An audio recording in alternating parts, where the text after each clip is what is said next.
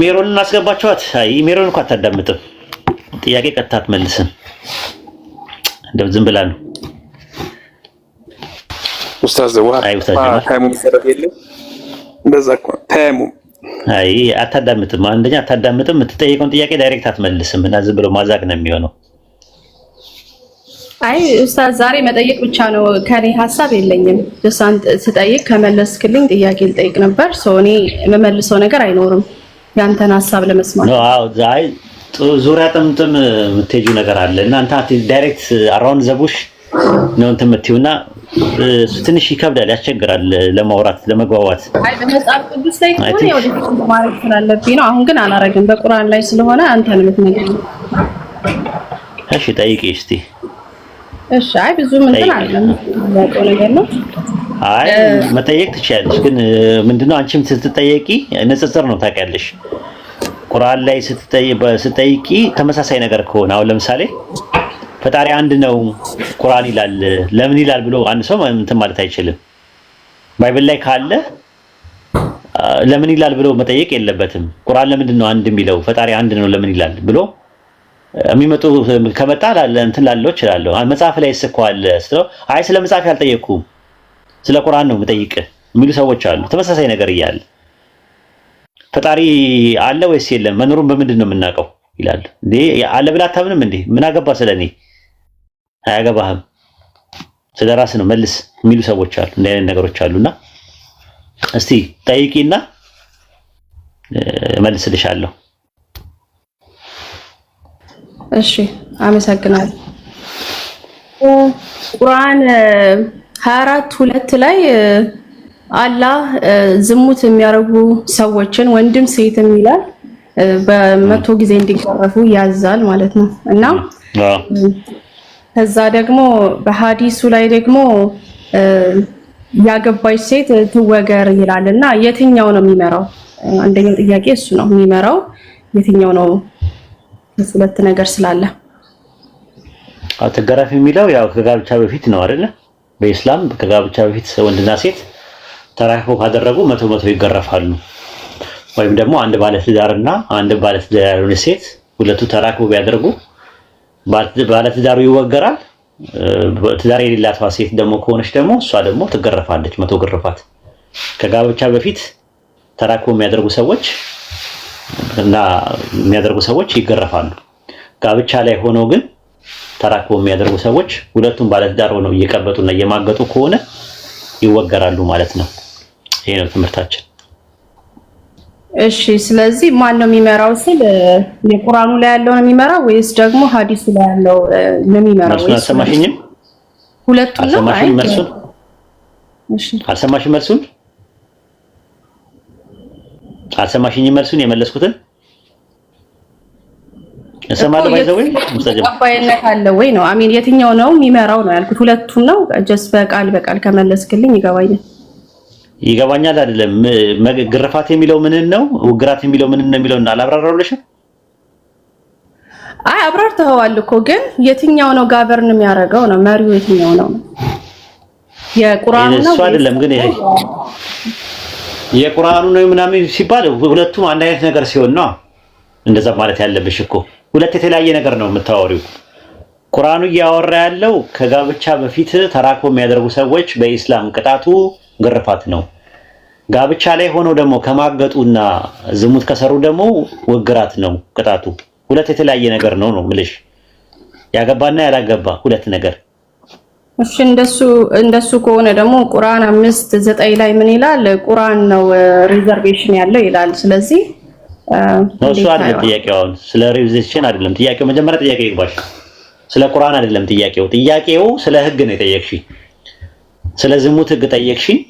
ሱረቱ ኑር ምዕራፍ 24 ላይ ያለውን ጥቅስ በጋብቻ ውስጥ ስላሉ ሰዎች ሳይሆን አጠቃላይ ዝሙት የሚያደርጉ ሰዎች ግርፋት ይገረፋሉ። ትዳር ውስጥ ሆነው ደግሞ ሲማግጡ ወይም ደግሞ ዝሙት ካደረጉ ደግሞ ይወገራሉ። የኢስላም ሸሪዓ በዚህ መልኩ ነው የተቀመጠው ነው። መጀመሪያ ይግባሽ እኮ ሁለቱም ይመራሉ ወይ ያልከኝ ነው። ከዛ እሱን ካልኩ ደግሞ ሐዲስ በአላህ ተጠብቋል አልተጠበቀም የሚለውን ነገር አያስነሳም። ቁርአን 15 እኮ እሱ ሌላ ነው። ሌላ አርስት እኮ ነው። ስለ ቁርአንና ስለ ሐዲስ ከመጠየቅሽ አሁን መጀመሪያ ጠየቅሽ ስለ ህግ ነው። ታዲያ መጀመሪያ ጥያቄ ነው መመለስ ያለበት። ዝም ብሎ እኮ አባሮሽ ጨዋታ አይደለም። እኔ እዚህ ጋር የተቀመጥኩት መጀመሪያ ጠየቅሽው ጥያቄ ምንድነው? ስለ ጋብቻ ጠየቅሽኝ፣ ስለ ዝሙት ጠየቅሽኝ። ያ ነገር መልስ ስታገኝ ተመልሶልኛል አመሰግናለሁ ቲና ደግሞ ሁለተኛ ጥያቄ አለኝ ነው የሚባለው እንጂ ዝም ብሎ አሁን እንዳልተመለስልሽ አድርጎ ዝም ብሎ አባሮሽ ጨዋታ ምናምን ነገር ወይ ድጋፍ አይሰራም። ስለ ሁለት ነገር ነው እያወራ ያለው ማለት ነው። አንዱ ስለ ተቃቡ አግብታ ዝሙት ስላደረገች፣ አንዱ ደግሞ ትምህርታችን እንደዛ ነው። ሁለት ጥንዶች ከጋብቻ በፊት ያለ ጋብቻ ተራክቡ ቢያደርጉ እነዛ ያደረጉ ሰዎች ቅጣቱ ግርፋት ነው። 100 ይገርፋሉ። ጋብቻ ላይ ደግሞ ሁለቱም የተለያየ ፍርድ ነው። ስለዚህ እንዴት እንደዛ ሊሆን ይችላል? ሁለቱም የሚመሩ ከሆነ ሁለቱም የተለያዩ ናቸው። እንደዛ ነው። ህጋችን እንደዛ ነው። ራሱ ሁለት የተለያየ ነገር ነው። አሁን ለምሳሌ አንድ ሰው የሰረቀ ሰው ማለት ነው። የሰረቀ ሰው የሚሰርቀው ሰራቂ ማለት ነው። የሚሰርቀው ሰው ለምሳሌ መጠን አለው። የሰረቀው ሁሉ እጁ አይቆረጥም አይደለ? በእኛ በእስላም ልክ ነው። ምንድን ነው የሚደረገው? እንጃ ዲቴል አላየሁም። ስለሱኛው ቅጣት ገብቼ በደንብ አላየሁም። ስለዚህኛው አውቃለሁ። እሱን ነው እኮ ብለሽ አሁን እኮ ለምን አንድ አይነት አልሆነም እኮ ብለሽም መጠየቅ ትችያለሽ ከፈለግሽ ማለት ነው። መስረቅ የሚባለው ነገር ሲሰርቅ አንድ ሰው ያለው ነገር በኢስላም ያለው አስተምሮት እንደዛ ነው። የሆነ መጠን አለው የሚሰርቀው እንጂ የሰረቀ ሰው ሁሉ እጁ አይቆረጥም። እና ለምን የሰረቀ ሰው ሁሉ መቆረጥ አለበት የሚል ትምህርት የለንም እኛ። መጀመሪያ በጣም ቸግሮት ከሆነ ምን ከሆነ ውዝር ይሰጣል፣ ምክንያት ይሰጣል። ግን እያለው የሚሰርቅ ሰው ደግሞ እጁ ይቆረጣል። ስለዚህ የሆነ ከምን ዲናር ነው ምናምን የሚል ነገር አለ። ይሄን ያህል ዲናር ምናምን ነገር የሆነ ብር ማለት ገንዘቡ መጠኑ ይሄን ያህል በሚሆንበትና ከዛ በላይ በሚሆንበት ሰዓት ላይ እጁ ይቆረጣል። ከዛ በታች በሚሆንበት ሰዓት ላይ ደግሞ የቸገረው ነው ሆዱን ለመሙላት ነው ምናምን የሚለው ውዝር ይታይለታል ማለት ነው። ስለዚህ ሁለቱን ዳይኮቶማይዝ አድርጎ ማቅረቡ ሁለት የተለያየ ነገር ነው ያቀረበው እንጂ ህጉ ነው ራሱ ሲሰራ ማለት ነው። ልክ እንደዛው ነው ከጋብቻ በፊት ያሉ ሰዎችና ጋብቻ ላይ ያሉ ሰዎች የዝሙት የቅጣቱ መጠን ይለያያል። ይሄ ነው በእስልምና አስተምሮት ውስጥ ያለው ማለት ነው። ግልጽ ነው ማለት ግልጽ ነው። ግን ስለዚህ ሐዲስ እንደዚህ ሆነ ካፒታል ፐኒሽመንት መስጠት ይችላል በሚለው ሳይድ ነው ያለው ወይስ አይደለም? ማለት ይሰጣል። ሐዲስም ቁርአንም እኮ አንድ ነው ምንጫቸው። አሁን ስለ ቁርአንና ስለ ሐዲስ እኮ አይደለም። ማለት ችግሩ ሜሮን በጣም ነው እንትንሽ ትዕግስት ይፈታተናል ስታወሪ በጣም ነው የሚለው 3 4 5 ነው ሳገኝሽ ይላል። የማዳከም ስራ ነው እንጂ ምሰሪው ጥያቄ አይደለም የምጠይቂው ራሱ የማዳከም ስራ ነው። እና ይላል ትንሽ ትዕግስት ይፈታተናል። ሐዲስ ያላቃሉ ስላልገባኝ እኮ ነው። ቁርአን ነው ያላቃሉ ሌላ ርዕስ ነው እኮ ስለ ዝሙት ጠይቀሽኝ እሱ መልሱን ተመልሶልኛል ሳትይ ስለ ቁርአንና ስለ ሐዲስ ላይ ለምን ትሄጃለሽ ሜሮን? ለምን ከሰው ጋር ታያለሽ? ዓለም እኩል ነው የሚለው ነገር ስትፈልጊ ነው ስለ ቁርአንና ስለ ሐዲስ ለብቻው ስትጠይቂ ነጥለሽ እሺ በቃ እንዳልከው በዚህ ጉዳይ ላይ ብዙም ፈርዘር መጠየቅን ካልፈለክ አንደርስታንድ በቃ መጠየቅ አይደለም እኮ ግን ስትጠይቂ አንድ ጥያቄ ጠይቀሽ ወዲያው ሽፍት ታደርጊያለሽ። የመጀመሪያው ጥያቄ ተመልሷል ወይስ አልተመለሰም ነው ያ የመለስ ሆነ እንጂ ፋክሽን ጠይቀቻለሁ እኮ እሱ በኋላ ላይ ነው ይሄኛው ተመልሶልኛል፣ ይሄኛው ተመልሶ ጨርሻለሁ እዚህ ላይ ያለው ከዛ ደግሞ ቀጣይ ጥያቄ ይባላል ሁለተኛ እንጂ እዛው ላይ የደራረቡ መጠየቅማ ጥያቄው ሰው በምን ይማራል? አንቺስ በምን ትማሪያለሽ? እኔስ ደግሞ ምን አንድ ነጥብ ላይ ምንድን የመለስኩት ለሚለው ለራሴ ሳጤ ነው ሜሮንዬ ትክክል አይመጣም። ስለዚህ ምንድነው መሆን ያለበት መሰለሽ? አንድ ጥያቄ ጨርሰሽ ከዛ ወደ ሁለተኛው ትሄጃለሽ፣ ሁለተኛው ስጨርሽ ወደ ሶስተኛው፣ እንደዛ ነው የሚደረገው። አሁን የመጀመሪያው ጥያቄ ምንድነው? ስለ ዝሙት ቅጣት ያለው ነገር ቁርአን ላይ 100 ይላል፣ ሐዲስ ላይ ደግሞ ግርፋት ምንድነው ውግራት ይላል። ስለዚህ ሁለቱ ነገሮች ምንድናቸው የሚለውን ነገር እዚህ ጋር የሚያወራው በጋብቻ ውስጥ ያሉ ሰዎች ሳይሆን አጠቃላይ ዝሙትን ነው። ይሄ እንደዚህ ከጋብቻ በፊት ተራክቦ የሚያደርጉ ሰዎችን ነው የሚያመለክተው። ይሄኛው ግን የሐዲሱ ደግሞ የሚናገረው ደግሞ ውግራት የሚለው ደግሞ ጋብቻ ላይ ያሉ ሰዎች ናቸው። ይሄ ተመለሰልኝ፣ ይሄ ምንም ግጭት የለበትም ብለሽ ካሰብሽ በኋላ ከዛ በኋላ ሐዲስ ምንድነው ቁርአን ምንድነው የሚለውን ደግሞ ጥያቄ መጠየቅ ያለብሽ። እኔ ግጭት አለበት እላለሁ። ምክንያቱም ዲቴል እየተናገረ ሳይሆን ዲፈረንት የሆነ ቅጣትን ነው እየሰጠ ያለ ሐዲስ። ስለዚህ እኮ ዲፈረንት ቅጣት ነው። እውነት ነው። ሁለት የተለያዩ ነገሮች ናቸው፣ ቅጣት ናቸው። ስለዚህ ምንም የሚጋጨው ነገር የለም። ለምሳሌ ማለት ነው ለሕፃን ልጅ ለ6 ወር ላልሞላ ሕፃን ልጅ ወተት ስጡት ቢል ጡጦ ይጥባ የእናቱን ጡት ይጥባ ከተባለ በኋላ 6 ወር ያለ ልጅ ደግሞ ምግብ መብላት ይችላል ቢል ሁለቱ ግጭት ነው አይደል? ግጭት ነው አይደል? ቁርአን ፐርፌክት ነው ላስት ሬቨሌሽን ከተባለ አሚን እዛ ላይ ኢንክሉድድ መሆን አለበት ብዬ አምናለሁ። እኔ ኦኬ። አይ ግጭት ነው አይደል? ያውኑ አይ በቃ እንትን በላይ ታች ረጂ በቃ ለዚህ ቤት የምትመጥኛ አይደለሽም፣ አታስገቧት በቃ ሁለተኛ ታች ረጂ። አይ ቲንክ እንደዚህ አይነት ሰው ትንሽ አስቸጋሪ ነው። ሰፋ ያለ እንትን ነው የስኮፑ በጣም የጠበበ ሰው ትንሽ ያስቸግራል፣ ለቤቱ አይመጥንም። አይ ቲንክ ሌላ ቦታ ላይ ማትግባባም። ታሳዝነኝ ነበር። እኔ እንደውም የቤት ይሻላታል ብዬ ነበር። አሳዘነችኝ የምር። ግን ምላሷ እርጥብ ነው አይደል ኡስታዝ? ውስጧ ትንሽ ድርቅ ይላል እንጂ አይ ለመረዳት አይደለም የምትሞክረው። ለመረዳት አትሞክርም ብቻ ሳይሆን በቃ እንትን አይመጥንም ራሱ። ያው ትዕግስትን ይፈታተናል። አይተው ከሆነ ትዕግስት ያልቅና ወዳልሆነ ነገር ውስጥ እንዳትገባ እንትን ይላል ማለት ነው። አንድ ቀን ትማራለች። እንግዲህ ደግሞ ትልቅ ሴት ናት እኮ ደግሞ የሚገርም ነገር እድሜዋም ታዝናለች።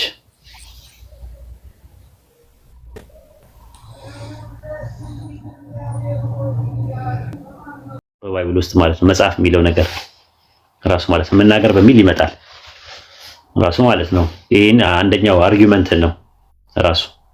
ሁለተኛ ነገር ደግሞ ታዲያ ምንድነው የጻፈው ሲባል ምንድነው የተናገረው ሙሴ ሲባል እንትን አለ እኮ ቶራ የሚባል ታውቂያለሽ?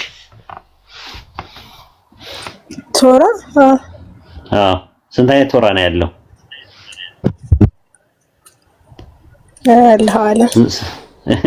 ስለ ሚድራሽ ስለ ምናምን ነገር ከዚህ በፊት ሳስተምር አልሰማሽኝም? ስለ ሚድራሽ፣ ስለ ታልሙድ፣ ስለ ቶራ ስለምን ነገር ቶራ የሚባለው በስንት እንደሚከፈል ምናምን ነገርና እንዴት እንደሆነ አንደኛው እንዴት እንደደበቁት ከዛ ዘዳግም ለምን ዘዳግም እንደተባለ ምናምን ነገር የተናገርኩበት እሱን አታስታውሽም?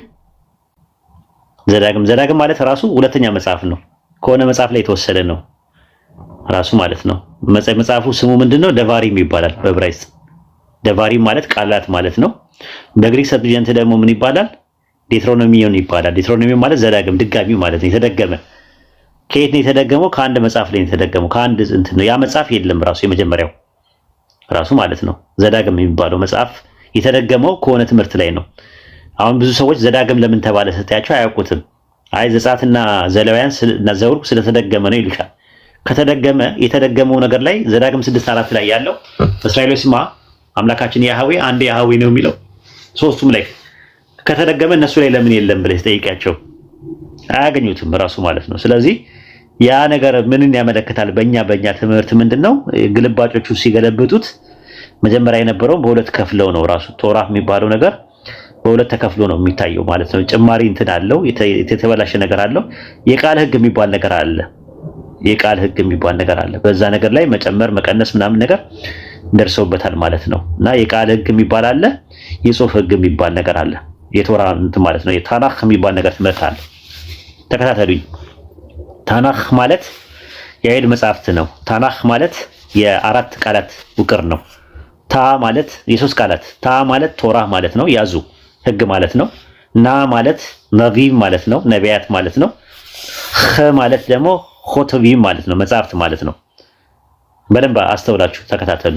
ሚድራሽ ማለት ደግሞ ምንድነው? ደረሽ ከሚለው ቃል ነው የመጣው። ዘገበ ተማረ ከሚል ነው። ትምህርት ወይም መዝገብ ማለት ነው። ቤት ሚድራሽ ማለት ትምህርት ቤት ማለት ነው ራሱ። ይሄ ቋንቋ ፍቺው ነው። ግን ማብራሪያው ተፍሲራቸው የነሱ ምን ይባላል? ሚድራሽ ይባላል ራሱ ማለት ነውና ቶራ በሁለት ይከፈላል። አንደኛው የመጀመሪያ ቶራ ሸቤክታህ የሚባል አለ፣ ሸቤክታቭ የሚባል አለ የመጀመሪያው። ሁለተኛው ደግሞ ቶራ ሼበአልፔ የሚባል አለ። ቶራ ሸቤክታህ ማለት የተጻፈ ቶራ ማለት ነው፣ ራይት ቶራ የሚባለው። ቶራ ደግሞ ሼበአልፔ ማለት የቃል ቶራ የሚባለው ነው። ግራም ደግሞ ማለት ታውቃላችሁ ገመር ማለት ነው። ግራማ የቶራ የቃልና ማብራሪያው ነው ራሱ። የቃል ማብራሪያው ምን ይባላል? ግምራ ይባላል። የቃል ቶራው እና የነቢያቶቹ ማብራሪያ ምን ይባላል? ግምራ ይባላል። ሚድራሽ ደግሞ የጽሁፉ ማብራሪያ ነው። ታልሙድ ደግሞ ማለት ጥናት ነው። ታልሙዶች በሁለት ይከፈላሉ። ታልሙድ የኢየሩሳሌም ይባላል፣ የኢየሩሳሌም ታልሙድ ይባላል። ታልሙድ ባቢሊም ይባላል፣ የባቢሎን ታልሙድ ይባላል። በሁለት ይከፈላል ማለት ነው። አሁን ጥያቄ የሚነሳው የኢየሩሳሌም ታልሙድ ውስጥ ጥናቱ የቶራ የቃል የነበረው ቶና ሚሽና ይባላል። ሚሽና ማለት ሻናህ ከሚለው ቃል ነው የመጣው። ደገም የሚከለስ ማለት ነው። ዘዳግም የሚባለው ከዛ ነው የተወሰደው። ራሱ ከለሳ ሪፒቲሽን ማለት ነው።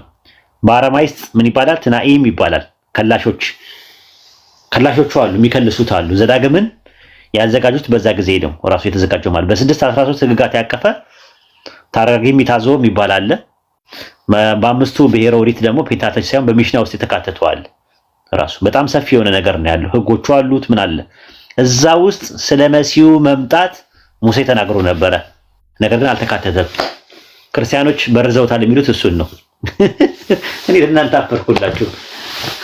ዩቲ በርዘውታል አይሁዶች። እነ ዮሴፍ ሰማዕቱ ማን እንደሚሉት ታውቂያለሽ? ዮሴፍ ሰማዕቱ ማለት ነው። ዮሴፍ ሰማዕቱ ማለት የጀስቲን ማርቲርስ፣ አውግስቲን፣ ጄሮም የመሳሰሉት በርዘውታል ይላሉ። ለምን ስትሏቸው ነበረ ይኸው ስለ ኢየሱስ መምጣት በግልጽ ስለ መሲሁ መምጣት ነበረ መጽሐፋቸው በረዙት ብሎ ይናገራሉ ራሱ ማለት ነው። እና እንደ አይነት ነገሮች አሉ። እንትኑ ልስጣችሁ የበረዙት ያሉበትም እንትኖች አንዳንድ ጽሁፎች ልስጣችሁ ከራሳቸው መጽሐፍ ላይ ማለት ነው። ከማን ልጀምር? አይ ቲንክ ከኦሪገን ልጀምር። ኦሪገን እንደዚህ አለ። አሁን በብዙ ልዩነቶች የተፈጠረ አንዳንድ ገልባጮቹ ከስንፍና ግዴለሽነት ወይም የአንዳንድ የተሳሳተ ድፍረት አሊያም የተጻፉ ነገሮችን እርማት ችላ ከማለት አልፎ ተርፎም በእነሱ እርማት እነዚያ ነገሮች በራሳቸው አስተያየት በመጨመር ወይም በመቀነስ ምክንያት እንደሆነ ግልጽ ነዋል። ያጠፉት አለ ማቴዎስ ወንጌል ምዕራፍ 15 ቁጥር ማቴዎስ ወንጌል ምዕራፍ 14ን ሲተነትን ማለት ነው ኮሜንተሪ ላይ መሲሁ ይመጣል ተብሎ የተባለውን በርዘውታል ብሎ ነው እንትን የሚለው። ጀስቲን ማርቲርስ ዲያሎግ ወደ ዊዝ ትራይፖ በሚባለው መጽሐፉ ትራይፖ ከሚባለው ጓደኛው ጋር ሲናገር ቻፕተር 7 ላይ ብትመለከቱ እንደዛ ነው። ነገር ግን ከግብፃውያን ንጉስ ከቶሎሚ ጋር የነበሩት ሰባው ሊቃናት የሰጡን ትርጓሜ ትክክል መሆኑንና ሌላውን ለመቅረጽ በሚሞክሩት አምነስ ሳትቀበል አስተማሪዎች በሚናገሩት ላይ ተስፋ ከማድረግ የራቀ ነኝ። እናም ከቶሎሚ ጋር የነበሩ ሰባው ሊቃናት ከተጻፉ ትርጉም ውስጥ ብዙ መጽሐፍትን መውሰዳቸውን እንድታጤን እመኝልሃለሁ አለ። ተመልከች የነበረው ነገር ማለት ነው። ጄሮም ራሱ ሰብጀንት ምን አይነት ታላቅ ጭማሬና ግድፈቶች እንዳደረጋቸው በቤተክርስቲያን ውስጥ የሚገኙ ምንባባቶች በሙሉ በሰይፍና በኮከብ ምልክት የተደረገባቸው መዘርዘር አሁን አሰልቺ ነው እያለ ይናገራል። ተበረዟል እያሉ ነው የሚናገሩት። አውግስቲን ምን ይላል? እኛ በማናውቀው የአይሁድ ሕግ በክርስቲያኖች እምነት የአይሁድ ቶራ ማለት ነው በክርስቲያኖች እምነት ላይ ለመመስረት የፈለጉ የአዲስ ኪዳን መጽሐፍት ተበላሽተዋል ባሉ ጊዜ ይህ መሰል ለኛ በድብቅ እንጂ በአደባባይ አልሰጡንም። ነገር ግን እነርሱ ራሳቸው ያልተበረዙ ቅጆች አልመጡም። እኛ ጋርም ያለው ተበርዟል፣ እነሱ ጋርም ያለው ተበርዟል እያለ ነው የሚያወራው። ሌላ ብዙ አሉ። ራሱ እንትና ኢራኒየስ አገኒስት ሄሬሲ በሚባለው መጽሐፍ ውስጥ ተመልካች እዚህ ጋር በናቡከደነጾር ዘመን ሰዎች በተማረኩ ጊዜ ኦሪት ተበርዟል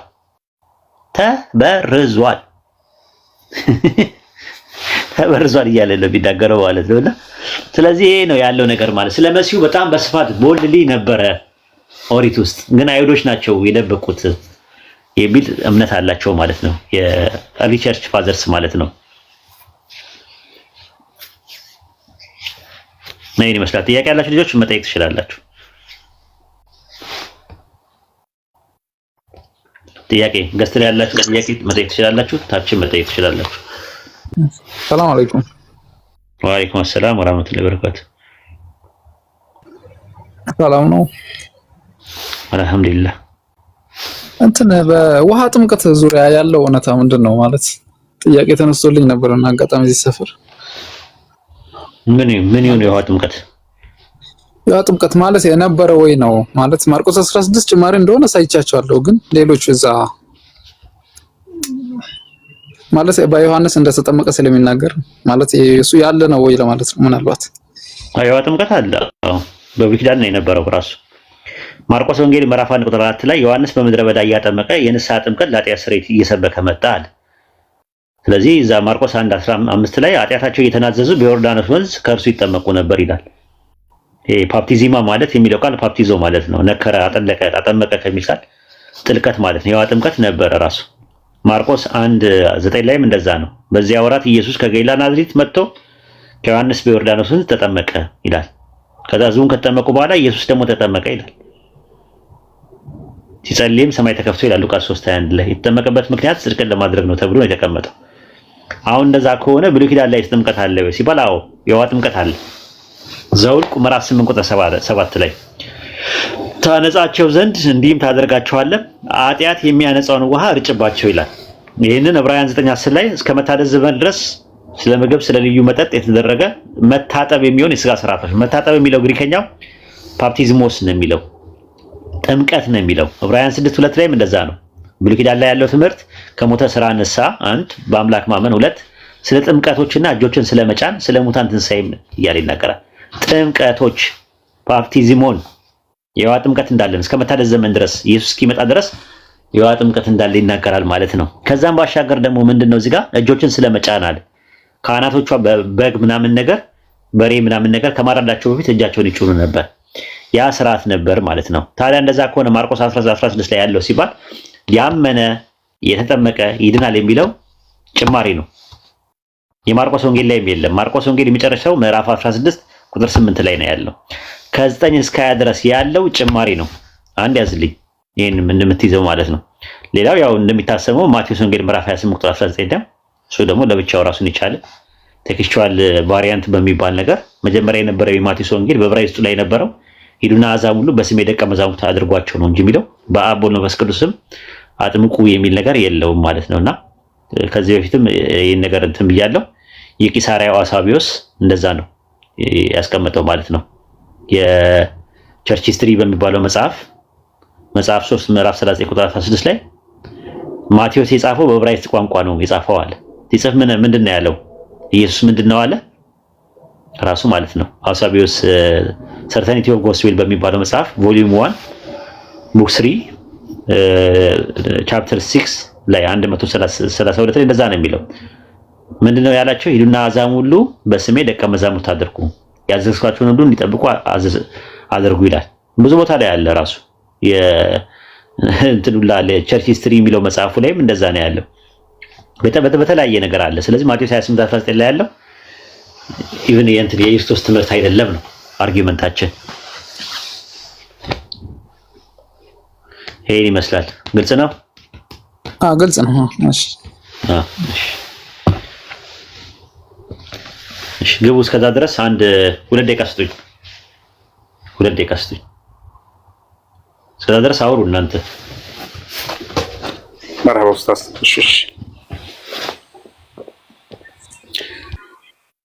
እሺ ምናልባት ኮሜንቶች አላህን ፍራሽ ሰው እየመረጥን አይደለም የምናስገባው። እንደሚታውቁት ገስቱ ሙሉ ነው። እዚህ ጋር የእናቶቻችን ልጅ የሉም። እሺ የሰዎችን ወንድሞቹን አንገት በታስደፍም ማፈታል ኢንሻአላህ። ከዛ ውጭ ኮፒ ሊንክ ታፕ እናርፍ ኢንሻአላህ። ቢላል ጠብቅ ሀያት አለሽ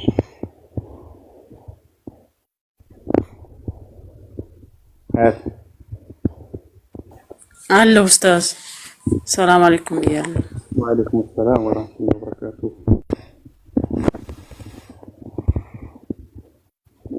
ፈትዋ አይደለም አጥያች አይደለም ፈትዋ አይደለም። አዎ ፈትዋ አይደለም። ምንም ችግር የለውም ኢንሻአላህ። ኮሜንት ደግሞ አደጋግሙ፣ ሰው ይሰላቻል። እሺ ባረከላሁ ፊኩም። ኸይር ክርስቲያኖች ካላችሁ አንድ ቁጥር ጻፉ እስኪ። ክርስቲያኖች ካላችሁ ለምን መሰላችሁ? አንደኛ ደረጃ ቦታ የምናስቀረው ማለት ነው ክርስቲያኖች ካሉ እንዲገቡ ነው። በእርግጥ ብዙ ሙስሊም ነው ገስት የሚልከው ቢታዩ ማለት ነው። ከዛ በኋላ ስንቱን አስገብተን ስንቱን እንችለዋለን። ለስንቱስ ደግሞ ተወቃሽ ትሆናላችሁ። ጥያቄ ያላቸው እንደውም እኮ ጥያቄ ያለኝ አስገቡኝ የሚሉት ይጽፋሉ እንጂ ከሌሎች እኮ ወረፋ የሚጠብቁ አሉ። ክርስቲያኖች አንድ ቁጥር ጻፉ።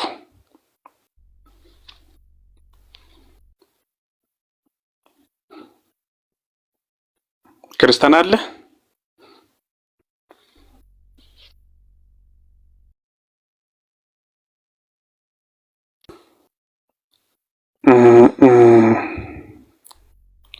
የላችሁም? እስኪ ሼር አድርጉላቸው። ኡስታዝ ጀማል ይሰማል? ድምጼ ይሰማል? ዩቲ የኡስታዝ ላይቭ ከላይ ሆኖ አይታየም እያሉ ነበርና ኮፒ ሊንክ አድርጉ ጀማዎች፣ ሜምበር ሁኑ። እዚህ ጋር ስትሮንግ ይሆናል አካውንቱ። ሲቀጥል ሪፖርት ሊኖር ይችላልና ኮፒ ሊንክ አድርጉለት አካውንቱን። ፕሮፋይል ውስጥ እየገባችሁ ከውጭ ላለ ሰው አይታይም ላይቭ እያሉ ነበር ከታች።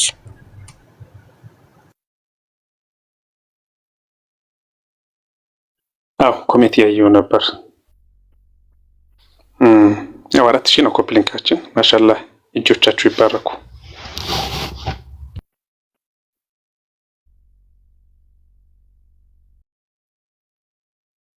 ምክንያቱ ምንድነው ግን የማይታይበት ምክንያት? ኮፒ ሊንክ አድርጉ። ኦኬ እሺ ኡስታዝ። አንደኛ 1 ሚሊዮን አስገቡትና ዛሬ ይደር ማለት ነው። ምን ታርጌ ነበር አይደል? ማውራው አይሰማም ነበር ኡስታዝ። አሁን ኦኬ አይጥሩ። እሺ ግቡ ክርስቲያኖች አስገቡ። ሀያት ጠይቂ። እሺ ሀያት አለች። ፖሊዮ ከጨረስከ ወደ ታች ልዘይር።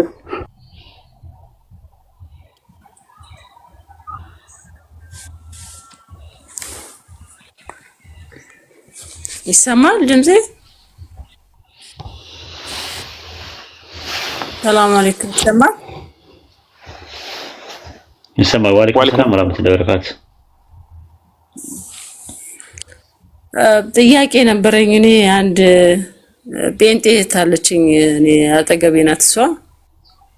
ማሻአላህ ከፍራለች። በትዳር ነው የከፈረችው። እንግዲህ ኢንሻአላህ አላህ ወደኛ ይመልሳል። ጥያቄዋ ምንድነው? ኢየሱስ አግብቶ እሺ፣ ራሷን አቅርቢያት ካለሽ አጠገብሽ አቅርቢያት። እሺ ጥያቄ ምን መሰለህ? ሰላም እንዴት ነሽ? አለሁ። ልክ እንዴት ነህ? ማነው ስምሽ? ስሜ ሰይዳ ነው። ሰይዳ ነው። ኦኬ አሪፍ ስም ነው። ከፍረሽ ነው? እንደዛ ነው የሚባለው? እንደዛ ነው የሚባለው። አይዞሽ ቀስ ብለሽ ረጋ ብለሽ፣ ምክንያቱም አሁን ለምሳሌ የህይወት ጉዳይ ነው ገባሽ? አሁን የሚቀጥለው ዓለም ጉዳይ ነው። ይሄ ዝም ብሎ በጥፊያ ምናምን ነገር የሚሆን አይደለም። ስለዚህ አሁን ስናወራ እኔና አንቺ ለቤተሰብ ነው የምናወራው። እሺ ጠይቂ፣ የምፈልጊውን ጥያቄ ጠይቂ። አሁን አይ የሆነ እንትን ማርያም እኛ በእኛ መጽሐፍ ታውቀዋለህ አንተም አልነግርህም፣ አግብታለች ነው የሚለው። አግብታ ልጆችም እንደወለደች ነው የሚነግረን። ማርያም አግብታለች ባይብል ላይ አይልም አለ እንጂ የለም። ምን ላይ ለምሳሌ አግብታ እንደወለደች አግብታ እንደወለደች እንደዛ አይልም። አግብታ ወለደች የሚል ነገር አይልም ባይብል ላይ። ባይሆን ወንድሞቹ የሚባሉ ሰዎች እንደነበሩ ነው። ግን ወንድሞቹ የተባሉት እነማን ናቸው የሚለውን አወዛጋቢ ነው ራሱ። አንደኛ የማርያም የምትባል ብዙ ማርያሞች ናቸው ያሉት። ዮሐንስ ወንጌል ላይ ምዕራፍ 19 ላይ የቀለጵያ ሚስት ማርያም የምትባል አለች አይደል? ለምሳሌ ዮሐንስ ወንጌል ምዕራፍ 19 ላይ ስትመለከችው እንደዛ ነው የሚናገረው ራሱ ማለት ነው። በመስቀሉ ስር አጠገብ የነበሩ ሴቶች የተለያዩ ናቸው። ከተለያዩት ውስጥ አንደኛ ሌላስ ቁጥር 25 ላይ ስትመለከችው እንደና በኢየሱስ መስቀል አጠገብ እናቱ ማርያም ማለት ነው የእናቱ እህት ሁለት የቀለጵያ ሚስት ማርያም መግደላዊት ማርያምም ቆሞ ነበር ይላል። የቀለጵያ ሚስት ማርያም ትባላለች ሌላ እና የሷ ልጆች ናቸው የሚል ነገር ነው እንትን ያለው። የሷ ልጆች ናቸው የቀለጵያ ሚስት ማርያም የነሱ ልጆች ናቸው የሚል አርጊመንት አለ። ግን ምንድነው ምናልባት ዮሴፍ ለማርያም ባሏ ነው ብሎ ያስቀምጠዋል። ባልና ሚስት ይለዋል ራሱ። እጮኛዋ የሚለውን ነገር ባል ይለዋል። እጮኛው ነበረች ባልና ሚስት ብሎ ነው እንግሊዘኛው የሚያስቀምጠው። ግሪከኛውም እንደዛ ነው የሚያስቀምጠው። ማቴዎስ ወንጌል ምዕራፍ 1 ቁጥር 25 ላይ የመጀመሪያ ልጇን እስክትወልድ ድረስ አላወቃትም የሚል ነገር አለ። ያ ምናልባት መጀመሪያ ልጇን ከወለደች በኋላ ግን ያውቃታል ነው ማርያምን። የመጀመሪያ ልጇን ኢየሱስን ከወለደች በኋላ ያውቃታል ነው። ማወቅ ማለት በባይብል እንትን ማለት ነው ትርጉሙ። ማወቅ ማለት ዘፍጥረት 4:1 ላይ አዳም ሚስቱን ሔዋንን አወቀ ይላል። ዛት ሚንስ ያው አወቀ ሲባል የሆነ አያውቃትም ነበር ማለት ሳይሆን ያው ተራክቦ አደረገ ማለት ተራክቦ የሚል ነው። ማወቅ የሚለው የባይብል ቋንቋ ነው። የአይሁዳኖች ቋንቋ እንደዛ ነው። ስለዚህ ከዛ አንፃር ነው እንጂ በግልጽና በማያሻማ መልኩ ዮሴፍና ማርያም ተጋብተዋል እና ልጆች ወልደዋል ምናምን የሚል ነገር ባይብል ላይ የለም። ራሱ ማለት አሻሚ ነው፣ አጨቃጫቂ ነው ራሱ ማለት። በኢስላም ግን ያለው አስተምሮት ማርያም ኢየሱስን ከወለደች በኋላ ከዮሴፍ ጋር ተጋብታ ኖራለች፣ ተጋብታ አልኖረችም የሚለው ነገር ምንም የሚናገረው ነገር የለም። ተጋብታ ብትኖር እሰየው ነው፣ ትዳር የተባረከ ነገር ነው። አይ ሳትወልድም እስከ መጨረሻው ድረስ ደግሞ እስክትሞት ድረስ ሳታገባ ብትኖርም እሰየው ነው። ምንም የማያረክ ነው። ማርያምን ክብሯን አይቀንስም አይጨምርም። ምንም እንትን የሚለው ነገር የለም። እንደዛ ብለን ነው እኛ ሙስሊሞች የምናምነው። እሺ አንድ ደግሞ ጥያቄ የጠየቀችን ጥያቄ አለ። ኢየሱስ ክርስቶስ አግብቷል ወይስ አላገባም ነው የምትለው? እሱም እንደዛ ነው። በኢስላም አሁን በግልጽ አልተቀመጠም። በኢስላም ግን አከራካሪ አለ። ዘ ሴክሬት ኦፍ ዶስ የሚባል መጽሐፍ 4ኛው ክፍለ ዘመን ላይ የነበሩ ዶክሜንቶች ኢየሱስ መቅደላዊት ማርያም የምትባል ተማሪው የነበረችን ይወዳት ነበር፣ ያፈቅራት ነበር። ፈረንሳይ ሄዶ ሳራ የምትባል ልጅ ወልደው አሁን የሳራ ልጆች ናቸው እነ ዳቪንቺ ኮድ እነ ማይክል አንጀሎ ምናምን የሚባሉት። ዘ ሴክሬት ኦፍ ዶስ የሚባለው መጽሐፍ ላይ ዳቪንቺ ኮድ የሚባል ዳን ብራውን የጻፈው መጽሐፍ ያንን ያመለክታል ይላሉ። እና እሱም ማተር አያደርግም። ኢየሱስ ማግባቱም አለማግባቱም ምንም የሚያደርገው ነገር የለም። ቴዎሎጂካል ፋክተር የለውም። በእኛ ማለት ትዳር መያዝ እኮ ክቡርነት ነው። በአሁኑ ሰዓት ማን አግኝቶት ነው ትዳርን? አንደኛ ነገር ማለት ነው። እና ነው ትዳር አንቺም ራስሽ በትዳር ነው የመጣሽው። አንቺ ላይ መሰለሽ ልጅ እቺ ሳዳ የምትባለዋ ይኸው ጦጣ እንኳን ሆነሽ ብትፈጠሪ ራሱ ብለሽ አስቢው፣ ድንጋይ ሆነሽ ብትፈጠሪስ?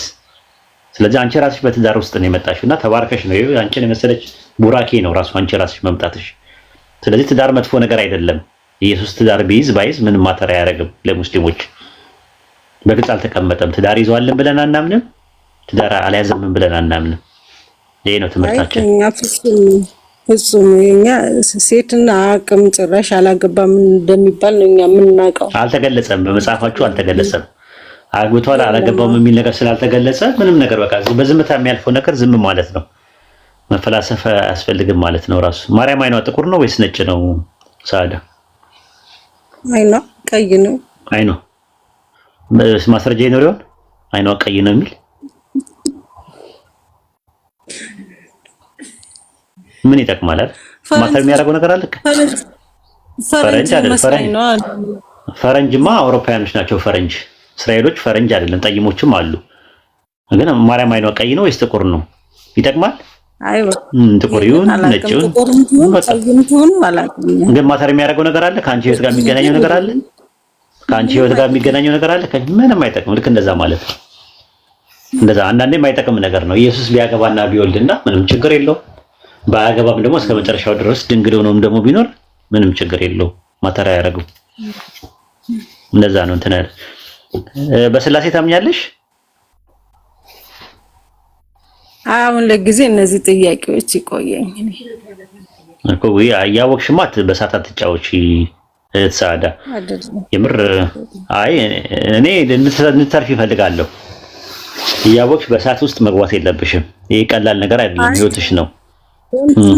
አዲስ ስለሆንኩኝ ይሄንን ደግሞ የግድ ደግሞ እኔ ማወቅ አለብኝ።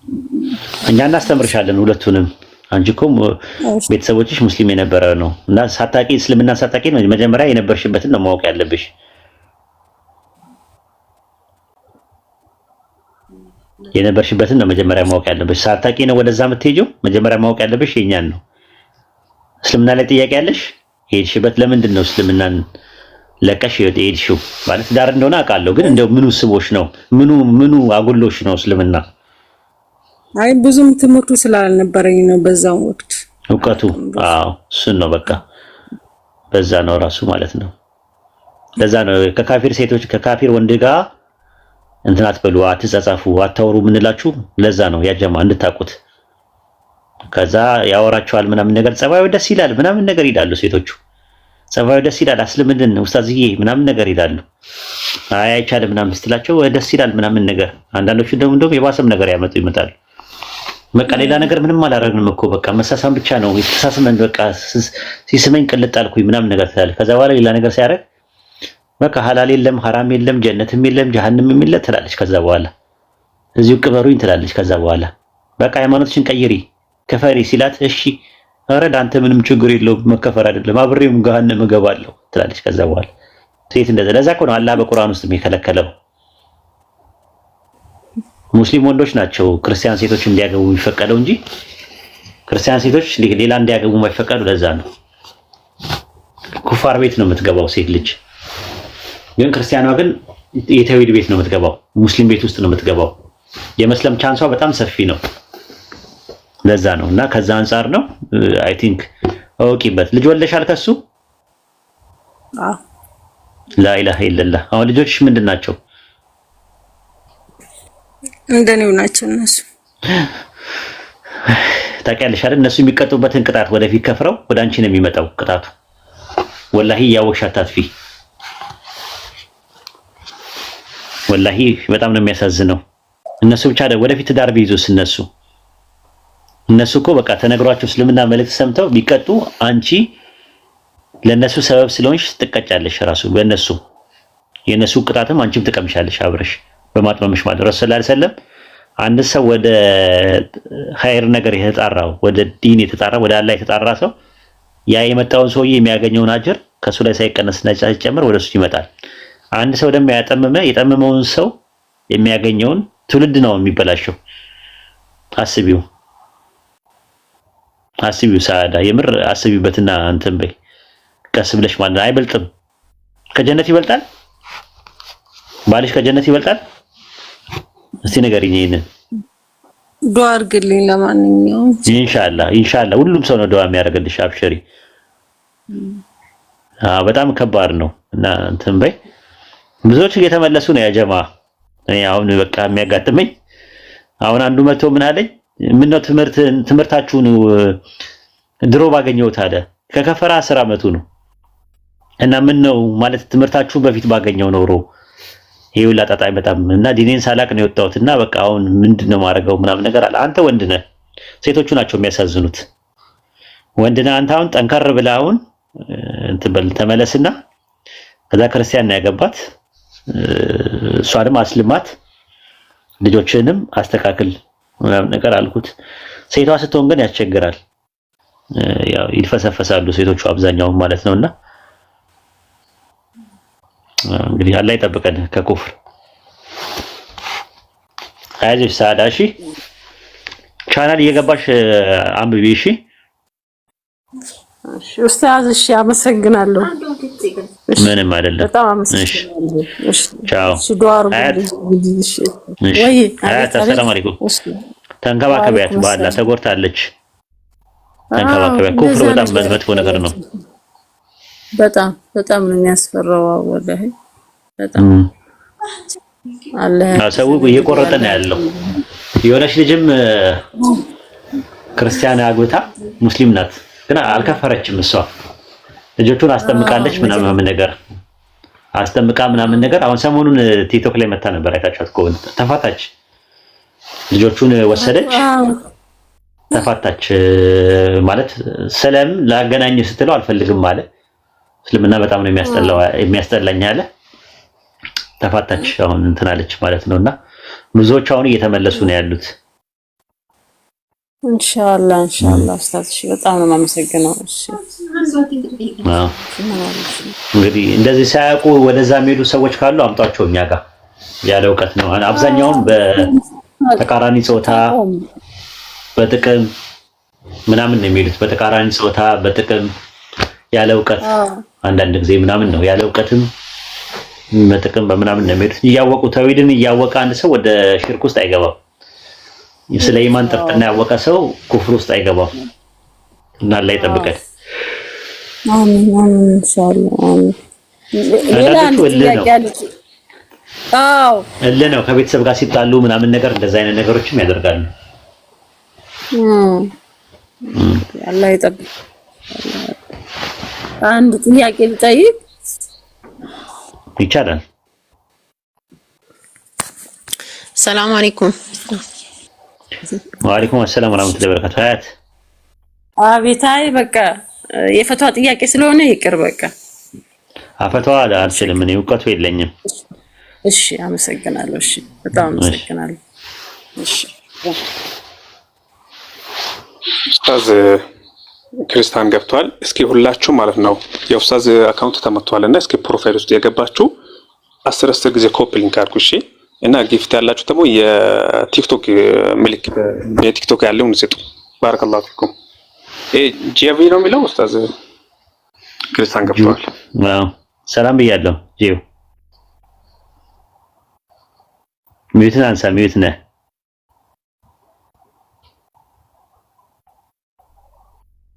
ጂው።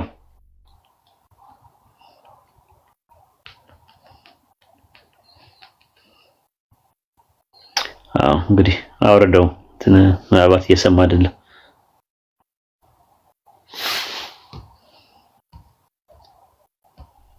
እኔም ማቃት ካፊር አግብታ እህቷም ክርስቲያን ልትሆን ነው ስላት አይቻልም እኔ ግድውን ሆኖብኝ ነው። አምጧቸው፣ እንደዚህ አይነት ሰዎች ሲያጋጥሟቸው አምጧቸው። ሴቶቹ ናቸው አብዛኛው እንደዚህ አይነት ነገር ታያለች። ወንዶቹ እንኳን ጠንካሮች ናቸው ወንዶቹ አብዛኛው። ሴቶቹ ግን እንደዛ ነው። አታውሩ ምንለው ለዛ ነው። አታውሩ፣ አትወስወሱ፣ በውስጥ አታውሩ። ሙስሊም ወንድምም ማውራትም የለባችሁ። የሚፈልጋችሁ የሚያገባችሁ ከሆነ የልባችሁን ጓዳ ሳይሆን የእናትና የአባታችሁን ጓዳ በር ነው ማንኳኳት ያለበት። ሰው እዚህ ተቀምጦ መተኛ ሰው ተቀምጦ ስልካት ጉርጉር ስትያል ነበር ትሸግ ነበር በቃ ለብረት ነው ጎል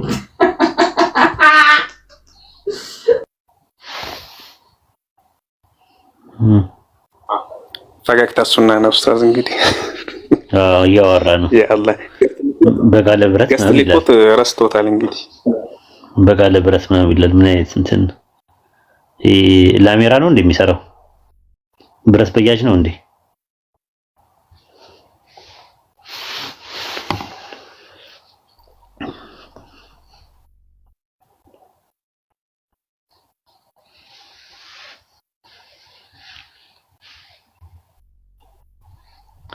ኦኬ ግቡ በቃ። ካልሆነ ብሶ የለም ዛሬ ጥሩ ነው። ቀዝቀዝ እያለ ነው ቲክቶክ። ለኔ በቃ እረፍት ነው ቲክቶክ። ተቀዛቅዟል ነው የሚባለው። እየተቀዛቀዘ መጥቷል ቲክቶክ። ተቀዛቅዟል አሉኝ። እንደዛ ከሆነ አሪፍ ነው። እኔም በቃ ቲክቶክ አቆማለሁ። ተገላገልኩኝ።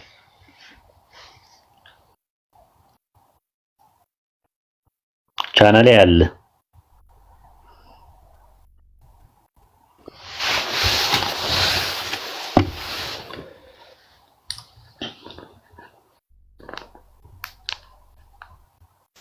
እሺ ሰላም አለይኩም በድጋሚ ሰማለሁ። ወአለይኩም ሰላም ወራህመቱላሂ ወበረካቱ። ዘይነብ እህታችን እሺ ኡስታዝ ልጠይቅ።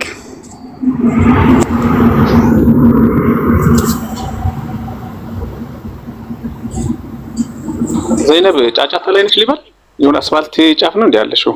የሆነ ትንሽ እንደዛ ነው ቦታዬ። ምንም አልሸካችም።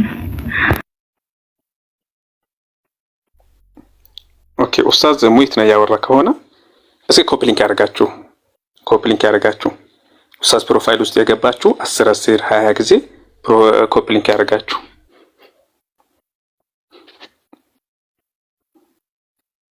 አለ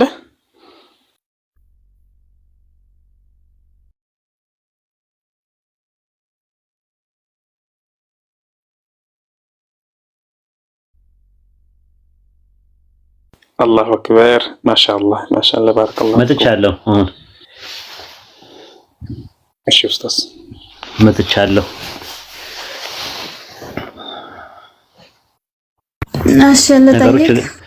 ችግር የለውም። 10 ሰውም አስተምራለሁ። አብሽሩ እመጣለሁ። ግን ዛሬ ለምን ሰው ጠፋ የሚለው ነገር አርብ ስለሆነ ይሆናል። አርብ ጁማ ስለሆነ እረፍት ማድረግ ሰው ይፈልጋል። ጠይቂ ዘይነብ ኡስታዝ እንትን ዕብራውያን 1:2 ላይ ዓለማትን በፈጠረበት የሚለው ማለት ነው። መጀመሪያ እግዚአብሔር ፍጥረታትን በቃል ፈጥሯል ብለው ከዛ ይሄን ደግሞ በልጁ ፈጠረ ስለሚል ከቃል ጋር ያገናኙታልና እዛ ላይ ዓለማትን በፈጠረበት ሲልና ቃል እንኳን ችግር የለውም። ዓለማትን በፈጠረበት ሲል ምን ለማለት ነው የሚለው እኔ ምን አውቃለሁ? እኔን የምታፋጥጭኝ እንደዛ ብለሽ የምታፋጥጭኝ ሲጀመር ዕብራውያን 1:1 ላይ ከጥንት ጀምሮ አምላክ በብዙ አይነትና በብዙ ጎዳና ለአባቶቻችን በነቢያት ተናግሮ ይላል። ከዛ በኋላ ነው ዕብራውያን 1:2 ላይ ምንድነው የሚለው?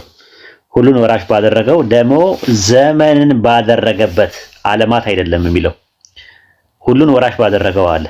ሁሉን ወራሽ ያደረገው የሚለው መጀመሪያ ያዥ ሉቃስ 10:22 ላይ ሁሉ ከአባቴ ተሰጥቶኛልና አለ። ሮሜ 3:32 ላይም ሁሉ ነገር እንዲያው እንዴት አይሰጠንም ከእርሱ ጋር አለ። ለኢየሱስ የተሰጠው ነገር ሁሉ የሚወርሰው ነገር አብሮ ሰዎች ይወርሳሉ። ሮሜ 8:17 ላይም ከእርሱ ጋር አብረን ወራሾች ነን አለ።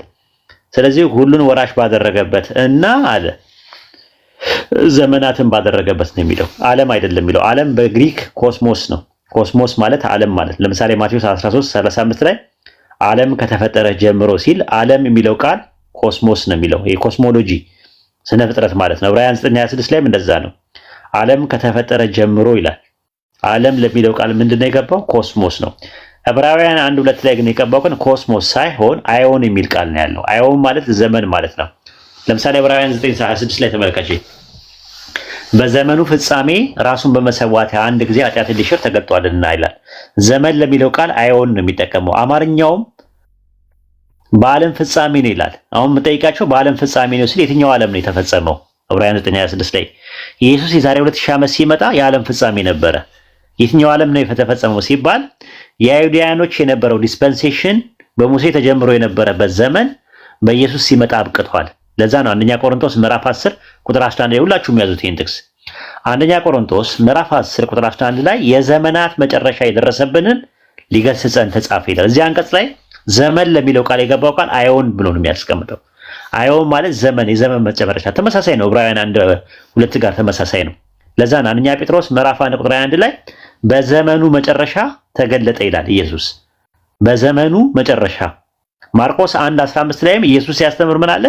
ዘመኑ ተፈጸመ። የትኛው ዘመን? በሙሴ ተጀምሮ የነበረው ዘመን ተፈጽሞ ኢየሱስ ተወለደ። ገላትያ 4:4 ላይ የዘመኑ ፍጻሜ በደረሰ ጊዜ አምላክ ከሴት የተወለደው ልጁን ላካል። የዘመኑ ፍጻሜ ሲፈጸም ከዛ አዲስ ዘመን ደግሞ በክርስቶስ አምላክ አደረገ። ምን ዘመን? በክርስቶስ አዲስ ዘመን አደረገ። ማርቆስ 3:15 ላይ 12ቱን ሐዋርያት አደረገ ይላል። አደረገ ለሚለው ቃል የሚገባው ሄፖሴሴን ነው። ኦፖኤሴን ነው የሚለው። ኦፖኤሴን ማለት አደረገ ነው፣ ባደረገበት። ገባሽ? ማርቆስ 3:15 ላይ ተመሳሳይ ነው። 12ቱ ሐዋርያት አደረገ ማለት 12ቱ ሐዋርያት ፈጠረ ማለት አይደለም። ዕብራውያን 1:2 ላይም ዘመንን ባደረገበት በልጁ ነው የሚለው። እንግሊዝኛ ትርጉሞቹ እንደዛ ነው የሚያስቀምጡት ብዙዎቹ። ስሩ ሁም ሂ ሜድ ዘ ኤጅ ነው የሚለው። ዘመንን ባደረገበት ሊትራሊ ስታንዳርድ ቨርዥን፣ ኒው ሄርት እንግሊሽ ባይብል፣ ያንግ ሊተራል ትራንስሌሽን የመሳሰሉት እንደዛ ነው አድርገው የሚያስቀምጡት ማለት ነው። የትኛው ዘመን ነው ሲባል ዕብራውያን 9:10 ላይ እስከ መታደስ ዘመን ድረስ አለ። ኢየሱስ ሲመጣ አዲስ ዘመን ጀምሯል፣ ታድሷል። ያንን የሚያመለክተው ማለት ነው። መዝሙረ ዳዊት አይ መፈጠር ነው የሚለው ሲባል አዲስ ዘመን ተፈጥሯል ወይ ሲባል መፈጠር ማለት መታደስ በሚለው ይመጣል። ሚት አድርግ ማን ነው የሚረብሸው? ሚት አድርጉ አድሚኖች። መዝሙረ ዳዊት ምዕራፍ 51 ቁጥር 10 ላይ አቤቱ ንጹህ ልብን ፍጠርልኝ ይላል። አድሚን የለውም እንደ ቤቱ መዝሙረ ዳዊት ምዕራፍ 51 ቁጥር 10 ላይ አቤቱ ንጹህ ልብን ፍጠርልኝ ይላል። ፍጠርልኝ ሲል ምን ማለት ነው ብለሽ ጠይቂያቸው ዘይነብ። አድስልኝ ማለት ነው። አድስልኝ ማለት ነው። ስለዚህ እዛ ጋር የሚያወራው ዘመንን ባደረገበት የሚለው በፈጠረበት ቢባል እንኳን ችግር የለውም። ለምን ዓለም ቢባልም ችግር የለውም። አሁንም ለምን ገላትያ 6:14 ላይ ተመልከችው። ነገር ግን ዓለም ለኔ የተሰቀለበት አለ፣ እኔም ለዓለም የተሰቀልኩበት አለ። ምንድነው የተሰቀለው ዓለም? ዩኒቨርሱ ተሰቀለ ማለት ነው እንዴ? አይደለም። ማቴዎስ 22:40 ላይ ሕግና ነቢያት ሁሉ ተሰቅለዋል አለ። ቆላስይስ 2:20 ላይ ከዓለማዊ ከመጀመሪያ ትምህርት ርቃችኋል። ዓለም የተባለው ምንድነው? ጽንፈ ዓለሙን ነው የሚያመለክተው? አይደለም። ተሰቀለ ማለት ነው ጽንፈ ዓለሙ አይደለም። ምን ማለት ነው ሲባል አረጌው ስርዓት የሙሴ ስርዓት የነበረው አጠቃላይ አክትሞለታል ነው። አዲስ ስርዓት ተጀምሯል። በክርስቶስ ኢየሱስ አማካኝነት አዲስ ፍጥረት ሆኗል ማለት ነው። ያንን ነው የሚናገረው ራሱ ማለት ነው። ሁለተኛ ቆሮንቶስ 5:17 ላይም እንደዛ ነው። ማንም ቢሆን በክርስቶስ አዲስ ፍጥረት ነው፣ አረጌው ነገር አልፏል፣ ሁሉ አዲስ ሆኗል እያለ ይላል። ሁሉ አዲስ ሆኗል እያለ ይናገራል። ስለዚህ ዕብራውያን 1:2 ላይ የተናገረ ያለው አዲስ ዘመን በክርስቶስ ኢየሱስ አማካኝነት አምላክ እንዳደረገ ነው የሚናገረው። እዚህ ጋር ያልገባሽ ነገር ካለ ማብራራት እንሰጣለን። እሺ፣ ስለዚህ ዘመናትን ባደሰበት ለማለት ነው ማለት ነው። ደግሞ አማርኛ ላይ ነው ዓለምን በፈጠረበት ያሉት መጽሐፍ ላይ አለ። እውን ኢየሱስ የባህሪ አምላክ ነው የሚለው መጽሐፍ አለ። እሱ ላይ ይው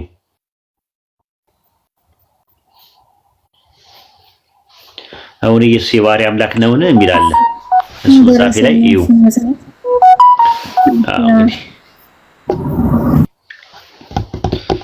መጽሐፍ ድጋሚ እንዲታተምላችሁ የምትፈልጉት መጽሐፍ አለ እንዲታተምላችሁ ድጋሚ የምትፈልጉት አለ መጽሐፍ ምንም እንዲጠፋ አንፈልግም ኡስታዝ። ይጠቅማሉ ለትውልድ ማሳተም የሚፈልግ ሰው አለ? ስፖንሰር የሚሆንላችሁ አካል ፈልጉና ድጋሚ ያሳትማችሁ ራሳችሁ ጨርሱ። እዛው ስፖንሰር የሚሆናችሁ አካላት ፈልጉ ራሳችሁ። እኔ እንደዛ አይነት ነገር ውስጥ አልገባም። መጽሐፉ ድጋሚ መታተም ይቻላል። እናንተ ደግሞ ስፖንሰር የሚሆኑ አካላት ፈልጉና ራሳችሁ አሳትማችሁ ራሳችሁ ወስዳችሁ ራሳችሁ አከፋፍሉ። እስቲ ተፍተፍ በሉ። ናይን መሰለ እዛ መጽሐፍ ላይ አለልሽ። ለማንኛውም ዘይነብ እሺ ኡስታዝ ጀዛከላሁ ኸይር።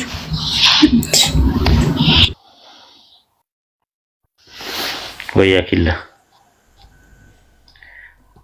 ለምን ታወርዱኛላችሁ ይላል ቱርቦ። ማን ያወረደው?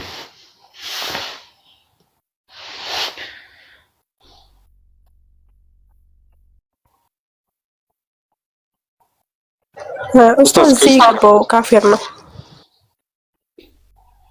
እኮ ቱርቦ። አይ ምን ተሳዳቢ ነው አይደለም አይደለ? ላ የወረደው ነው። አይ ለምን ሰው ታስወርዳላችሁ አለ። ወርዶ መሰለኝ ቱርቦና ወርዳችሁ ከሆነ ብዬ ነው።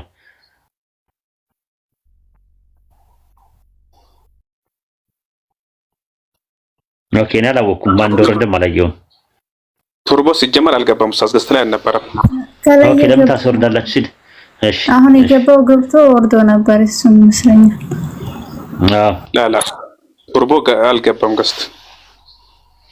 እሺ በቃ እንደዛ ካላችሁ እሺ።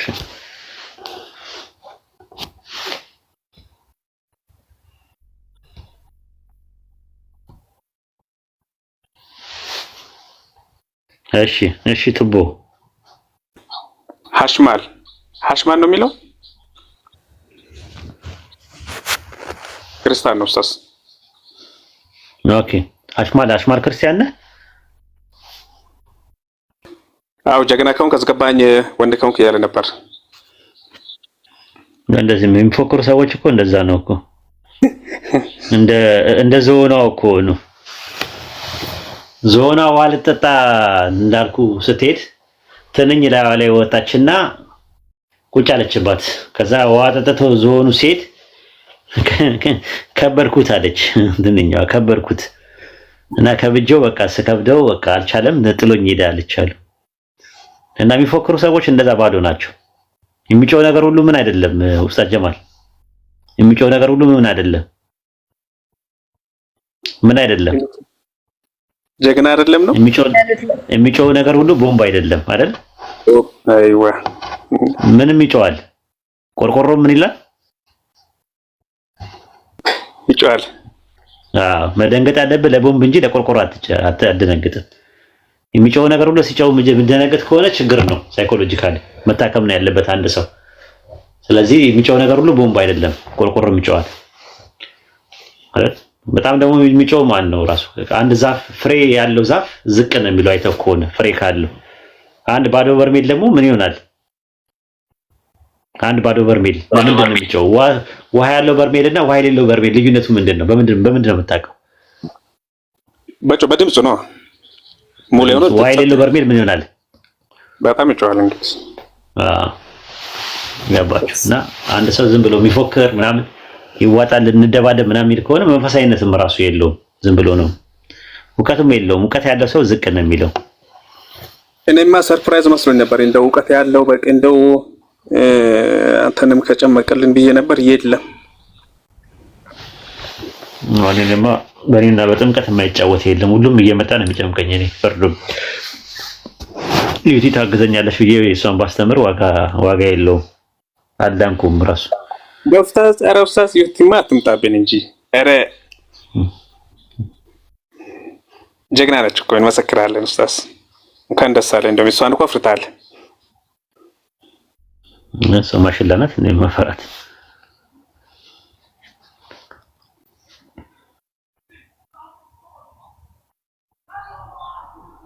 ፋፊ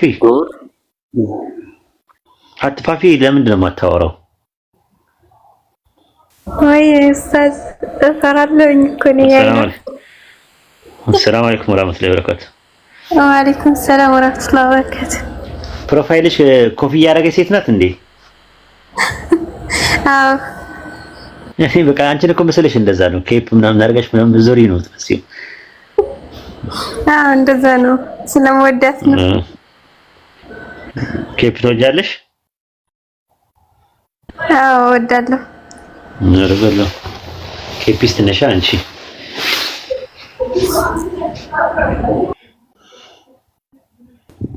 ጥያቄ ጠይቀች ነበር ኡስታዝ። አጠይቂም አንቺ ቃል ስጋ ሆነ ማለት ምን ማለት ነው ያለች ነበር። ማናት እንደዛ አለች? እኔ ነኝ ኡስታዝ ወርዴ ለማድረግ እኔ ምን አውቃለሁ? ይንገርሻ ቃል ስጋ ሆነ ማለት ለአብርሃም ለይስሐቅ ለያዕቆብ ተነግሮ የነበረው ቃል ድንግል ማርያም ማፀን ውስጥ ስጋ ሆነ ማለት ነው። ሆነ የሚለው ቃል ተፈጸመ በሚል ይመጣል። ሆነ የሚለው ቃል ባይብል ውስጥ ሶስት አይነት አጠቃቀም አለው አይደል? ዘፍጥረት 1:3 ላይ አምላክ ብርሃን ይሁን አለ፣ ኤሎሂምም ብርሃን ይሁን አለ ይላል። በዳባር ማለት ነው። ሆነ ሲል ተፈጠረ ማለት ነው። ብርሃን ሆነ ሲባል ብርሃን አልነበረም። ብርሃን ካለመኖር ወደ መኖር መጣ ማለት ነው። ኦሪት ዘጸአት ምዕራፍ 4 ቁጥር 7 እና 5 አካባቢ ላይ ደግሞ የሙሴ በትረ እባብ ሆነ ሲባል በትሩ እባብነቱን ትቶ በትርነቱን ትቶ ወደ እባብነት ተለወጠ ማለት ነው። አሁን ቃል ስጋ ሆነ ማለት ተፈጠረ ማለት ነው ወይ ስታያቸው አይ አይደለም ይልሻል። ቃል ስጋ ሆነ ማለት የሙሴ በትረ እባብ ሆነ እንደሚባለው ቃል ከቃልነት ወደ ስጋነት ተለወጠ ማለት ነው ወይ ብለሽ ጠይቃቸው አይ አይደለም ነው የሚሉሽ። ስለዚህ ምንድነው ያለው አማራጭ? ሶስተኛው አማራጭ ሆነ የሚለው ቃል ባይብል ላይ ተፈጸመ በሚል ይመጣል። ይሄንን በባይብል ላይ ብዙ ቦታ ላይ ማየት ትችያለሽ። ለምሳሌ አንዳንድ ኤግዛምፕሎችን ብትመለከቺ ለምሳሌ እንትን ላይ አይ ቲንክ በሕዝቅኤል ምዕራፍ 12 ቁጥር 28 ላይ እንዲህም በላቸው አዶናይ ያህዌ እንዲህ ይላል የምናገረው ቃል ይፈጸማል እንጂ ከቃሌ ምንም ነገር የሚዘገይ የለም ይላል አዶናይ ያህዌ። የምናገረው ቃል ይላል። ቃል ለሚለው ቃል የገባው በዕብራይስጥ ዳቫር ነው። ግሪክ ሰብጀንት ላይ ደግሞ ሎጎስ ነው። ኢሳይያስ 45:23 ላይም ቃሌ ከአፌ በጽድቅ ወጣለች አትመለስም አለ። ኢሳይያስ 48 ቁጥር 3 ላይ ከአፌ ወጥቷልና ድንገትም ይፈጸማል ይላል። ከአፉ የወጣው ቃል ይፈጸማል ብሎ አስተንተን ብሏል። ሕዝቅኤል ምዕራፍ 12 ቁጥር 25 ላይ እንደዛ ነው። እኔ ያህዌ ነኝ እናገራለሁ የምናገረው ቃልም ምን ይላል አለ ይፈጸማል አለ። ተመልከች አሁን ምንድነው ይፈጸማል ሆነ የሚለውን ቃል ስንፈልገው ሁለተኛ ነገሥት ምዕራፍ 10 ቁጥር 30 ላይ ያህዌ ኢዩን በፊቴ ቅን ነገር አድርገሃልና በልቤ ያለውን ሁሉ በአክዓብ ቤት አድርገሃልና ልጆች እስከ 4 ድረስ በእስራኤል ዙፋን ላይ ይቀመጣሉ አሉ ይላል። አሁን ሁለተኛ ነገሥት ምዕራፍ 15 ቁጥር 12 ላይ ለኢዩ ልጆች እስከ 4 ድረስ ትደርሳለህ በእስራኤል ዙፋን ላይ ይቀመጣሉ ተብሎ የተነገረው የአምላክ ቃል ሆነ ይላል። ምን ማለት ነው ፋፊሻ? የአምላክ ቃል እንዲህ ሆነ ይላል። የአምላክ ቃል ሆነ ሲባል ምን ማለት ነው? ሆነ ሲል ፋፊሻ ሁለተኛ ነገሥት ምዕራፍ 15 ቁጥር 12 ላይ በኢዩ ተነግሮ የነበረው የአምላክ ቃል ሆነ ማለት ምን ማለት ነው? ተፈጸመ ማለት ነው። ቃልም ስጋ ሆነ ማለት ለአብርሃም ለይስሐቅ ለያዕቆብ ሲነገር የነበረው ከጥንት ጀምሮ ሲነገር የነበረው ቃል ስለ መሲሁ ይመጣል የሚለው ቃል በምድር አሕዛብ ሁሉ በዘር ይባረካሉ የተባለው ቃል ድንግል ማርያም ማህፀን ውስጥ ስጋ ሆነ ማለት ነው። ወደ ቪዚብል መጣ ማለት ተፈጸመ። ግልጽ ነው?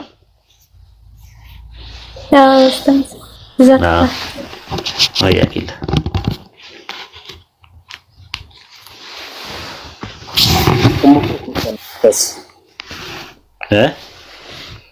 ሙኪያ ክርስቲያን ነች። ሙኪያ የሙስሊም ስም ሙኪያ ሰላም በጣም ጎበዝ ተማሪ ነች። ኦኬ ሙኪያ የሙስሊም ስም ነው የሚመስለው። ክርስቲያን። ኦኬ ምን ክርስቲያን ነው? ኦርቶዶክስ፣ ካቶሊክ፣ ፕሮቴስታንት፣ ጆቫ ዊትነስ፣ ኦንሊ ጂሰስ፣ ሞርሞን የትኛው? ፕሮቴስታንት። ኦኬ አይ ጥሩ። ጥያቄ አለሽ ወይስ እንጠይቅሽ? አይ ጥያቄ ሳይሆን ጥያቄ ትምህርት ላይ እየተማርኩ ነው። ብዙ እየተመራ ያለው ግን እንትን ነው ብዙ ተማርኩኝና ግን እንዴት ነው ኢየሱስን አምላክ አድርጌ ያልመቀበል አልቻልኩም። ብዙ ማርም ማለት ነውና ብዙ ጊዜ ኡስታዝ ወሂድ ክርስቲያን ነበረ ሲሉም እና አንተም ክርስቲያን እንደነበር ከስታወራ ስለሰማሁ እንዴት ነበረ ሚላውና ካንተ እኮ ማለት ኢየሱስ አምላክ አለመሆኑን ማስረጃ ልስጥሽ? አምላክ አለመሆኑን አይ አለመሆኑን መቀበል ስለከበደኝ ነው እኮ የኔ አቀባበል ችግር ይሁን ኦር የምን ችግር ይሁን አላውቅም እኮ አምላክ እንዳለው እንደተፈጠረ ምናምን ታውቂያለሽ? አምላክ እንዳለው የሚያመልከው አምላክ እንዳለው እንደተፈጠረ ታውቂያለሽ? ነብይ እንደሆነ ኦንቶሎጂካሊ ደግሞ እንደ ሜታፊዚካሊ ደግሞ ነብይ እንደነበረ መልእክተኛ እንደሆነ ከራሱ ምንም እንደማይናገር ከሌላ አካል ከአንድ አምላክ እየሰማ የሚናገር ሰው እንደነበረ ባይብል መጽሐፋችሁ በግልጽ ነው የሚናገረው። ይሄ ምን እንትን ይላል? ምን ያስቸግራል? አይ ያስቸግራል እንጂ አምላክ ነው እኮ ምኑ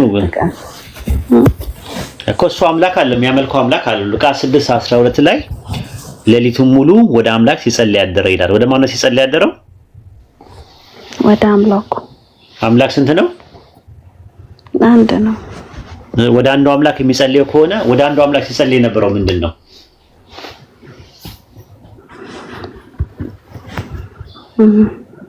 ሲጸልይ የነበረው ምንድን ነው? ጦጣ ነው? ጸሎት። ጥንዚዛ ነው? ሲጸልይ የነበረው ምንድን ነው? ሰው ነው? መልአክ ነው? አምላክ ነው? ማን ነው ሲጸልይ የነበረው? ምንድን ነው?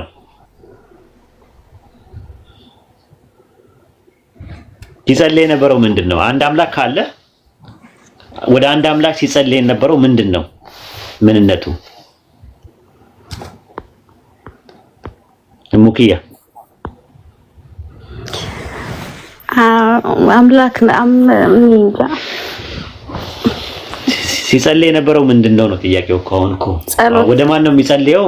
ወደ አንድ አምላክ አልሽኝ። ስለዚህ ወደ አንድ አምላክ ከሆነ የሚጸልየው ሌሊቱን ሙሉ ወደ አምላክ ሲጸልይ ያደረ ነው የሚለው። አንድ አምላክና ኢየሱስ ይለያያል። ለምን ይጸልያል ፍጡር ካልሆነ? ስለዚህ ብዙ ማስረጃዎች አሉ። ምን ብሎ ጸለየ? እርዳኝ ነው ሰው የሚጸልየው ምን ለማለት ነው? እርዳኝ እያለ ይጸልያል። ከሞት አድነኝ እያለ ይጸልያል። አድነኝ እያለ ይጸልያል። ዮሐንስ ወንጌል ምዕራፍ 12 ላይ ቁጥር 27 ላይ እንደዛ ነው የሚናገረው። አባት ሆይ አድነኝ እያለ ይጸልያል። ዕብራውያን 5:7 ላይም እርሱ በስጋ ወራት ከሞት ሊያድነው ወደሚችል ከብርቱ ጩኸትና እንባ ጋር ጸሎትና ምልጃን አቀረበ ነው የሚለው። ስለመፍራቱም ተሰማለት ነው የሚለው። አምላክን ስለመፍራቱ አምላክን የሰማው ጸሎቱን የሚሰማው ማለት ነው። ጸልዮ መልስ የሚጠብቅ ነው እሱ። ወደ አምላክ ጸልዮ መልስ የሚጠብቅ ጸላይ ነው። ተጸላይ አይደለም እሱ።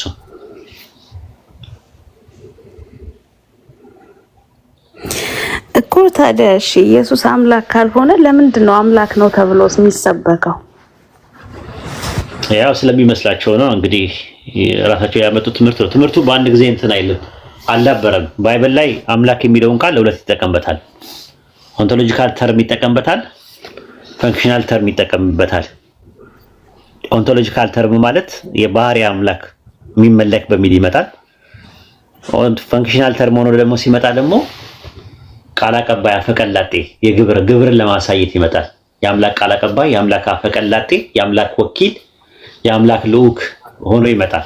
ለምሳሌ 17 ላይ ሙሴ በፈርዖን ላይ አምላክ አደርጋለሁ ይላል። የሚመለክ አደርጋለሁ ማለት ነው እንዴ? ፈጣሪ አደርጋለሁ ማለት ነው እንዴ? አይደለም። አምላክ የሚለው እዚህ ጋር ቃል አቀባይ ነው።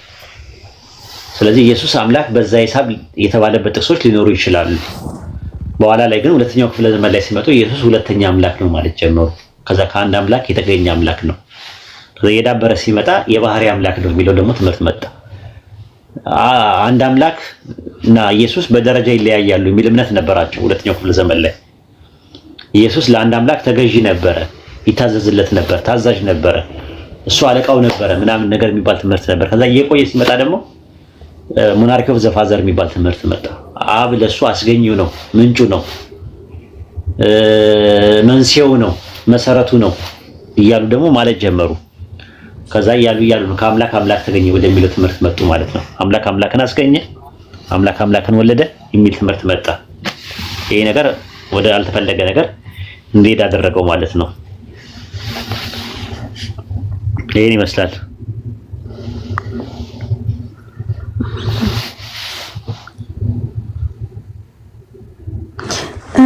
እስልምና ከድሮም ጀምሮ የነበረ እምነት ነው። ኢየሱስም ኢሳ ሙስሊም ነበር። የነበሩ ሐዋርያት በሙሉ ሙስሊም ነበሩ ከተባለ ታዲያ ለምንድን ነው በዚህ ልክ ክርስትና የሰፋውና ሞር ደግሞ አረቡ አካባቢ ላይ እስልምና የሰፋው ለምንድን ነው? አዎ ዓለም አቀፍ እስልምና ዓለም አቀፍ ነው። አረቡ ዓለም ብቻ አይደለም ያለው፣ በመላው ዓለም ላይ ነው ያለው። ለምሳሌ በትልቅ ቁጥር ያለው እንደውም ኢንዶኔዥያ ነው በዓለም ላይ በትልቅ ቁጥር ያለው፣ ግን አረቦች አይደሉም። ኢንዶኔዥያ እንትኖችም ምን እንደሚባሉት ባንግላዴሽ የሚባሉትም እዛም ብዙ ሙስሊም አለ። እንትንም አለ ማሌዥያም እንደዛው፣ ሲንጋፖርም እንደዛው ሙስሊም ይበዛል። ፓኪስታንም እንደዛው ሙስሊም ይበዛል። አፍጋኒስታንም ሙስሊም ይበዛል። ግን አረቦች አይደሉም እነሱ። ስለዚህ በመላው ዓለም ላይ አለ። ኢትዮጵያም እንኳን 50% በላይ ነው ያለው አሁን ላይ። ግብጾችም ግብፃውያኖች መሰረታቸው ኮፕቲክ ናቸው፣ አረቦች አይደሉም። ሰሜን አፍሪካም እንደዛው እነ ቱኒዚያ እነ አልጄሪያ እነ ሞሮኮ ምናምን እነ ሊቢያ ምናምን ብትመለከታቸው እንደዛ እና በመላው ዓለም ላይ ነው እስልምና ወርልድ ዋይድ ነው፣ ዓለም አቀፍ ነው። አንደኛ ነገር ማለት ነው። ክርስትና የሚል ነገር ባይብል ላይ ጠቅሶ የለም። ክርስትና ብሎ ለመጀመሪያ ጊዜ ስሙን የጠራው እና ስም ያወጣለት ለሃይማኖቱ የአንጾኪያው አግናጢዮስ ነው። በ110 ላይ ኢየሱስ ካረገ ሐዋርያቶቹ ካለፉ በኋላ ክርስቲያን የሚለውን ስም ያወጡት ደግሞ ጣዖታውያኖቹ ሐዋርያትን በሽሙጥና በለበጣ ስም ነው። ሐዋርያት 11:26 ላይ በመጀመሪያ ጊዜ በአንጾኪያ ክርስቲያን ተባሉ ይላል። በማን የተባሉት ብሎ የሚያስቡት በጠላቶቻቸው ማለት ነው ተብሎ የተባለው ማለት ክርስቲያን ማለት መሲያውያን ማለት ነው፣ ቅቡዋን ማለት ነው፣ ክርስቶሳውያን ማለት ነው። የክርስቶስ ብዙ ቁጥር አድርገው ነው ልክ መሐመዳውያን እኛን እንደሚሉ ማለት ነው። የሙጥና የሸበጣን መሐመዳውያን ይሉናል እኛ ላይ ተሽኮነ ሰዎች መሐመድ ከሚለው ነው የመጣው። መሐመዳውያን ማለት ይሄ የመሐመድ ብዙ ቁጥር አይነት ነገር ነው አድርገው የሚጠቀሙት እና ከዛ አንፃር ነው ስሙ ያለው። አይ ቲንክ ከጥንት ጀምሮ ከአደም ጀምሮ የነበሩ ነቢያቶች ሙስሊሞች ናቸው የምንለው። ያው ሙስሊም ማለት ትርጉሙ አረብኛ ነው።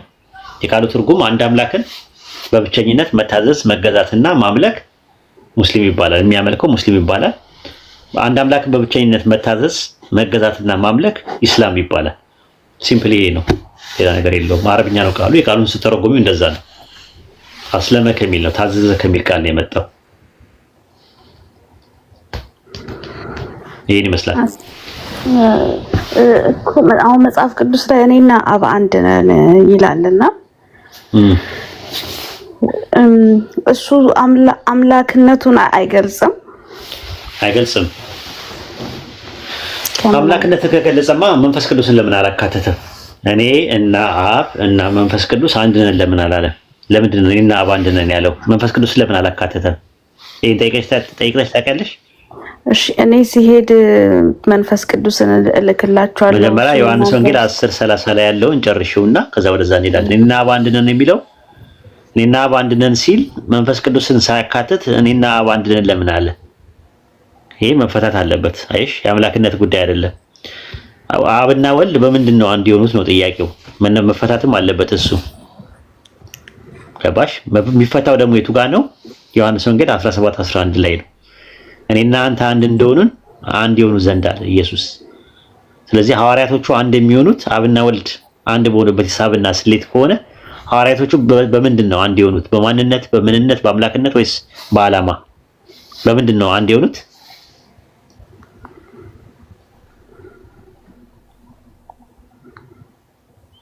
በምንድን ነው? በዓላማ ነው። ስለዚህ እንደማና እንደ አብና እንደ ወልድ እንደኛ አንድ እንዲሆኑ አለ። እንደኛ ሐዋርያቶች አንድ የሚሆኑት እንደኛ ነው አለ። እኔና አንተ አንድ እንደሆንበት እነሱም አንድ እንዲሆኑ አለ። ስለዚህ ሐዋርያቶቹ አንድ የሆኑት በዓላማ ከሆነ አብና ወልድም በዓላማ ነው። ራሱ ዮሐንስ ወንጌል 14:24 ላይ እንደዛ ነው የሚናገረው። የምትሰሙት ቃል የላከኝ እንጂ የኔ አይደለም አለ። ዓላማውም ኢላማውም ከአብ የተነጠለ አይደለም።